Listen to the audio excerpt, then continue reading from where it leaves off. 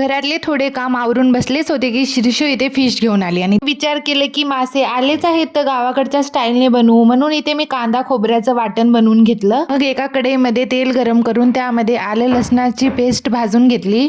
नंतर त्यामध्ये थोडेसे सुके मसाले घातले, थोडंसं चिंचेचं पाणी घालून हे सुद्धा परतून घेतलं आणि आपण वाटण बनवलं होतं ना ते वाटण सुद्धा यामध्ये मिक्स करून घेतलं. गॅसवर कांदा खोबरा भाजून हाताने वाटलेल्या ह्या वाटणामुळे भाजीला किती छान कलर आला होता आणि गरजेपुरतं यामध्ये पाणी सुद्धा घातलं आणि आपला रस्सा उकळेपर्यंत आपल्या भाजीला अजून जास्त टेस्ट यावी यासाठी मी घरातली थोडीशी कोथिंबीर तोडून आणली आणि ती स्वच्छ धुवून बारीक कट करून घेतली. तोपर्यंत आपला रस्सा उकळला होता. यामध्ये थोडेसे मासे सोडले व मासे भाजीमध्ये सोडल्यानंतर या रश्श्याची 2 उकळी काढून घेतली आणि त्यानंतर यामध्ये मस्त अशी कोथिंबीर भुरभुरून टाकली आणि गावरान पद्धतीची माशाची भाजी आपली तयार झाली होती. श्रीशूसाठी मी ते थोडे फिश फ्राय बनवून घेतले आणि तुम्हाला ही रेसिपी कशी वाटली कमेंट बॉक्समध्ये नक्की सांगा. चॅनलला सबस्क्राईब करायला विसरू नका. बाय.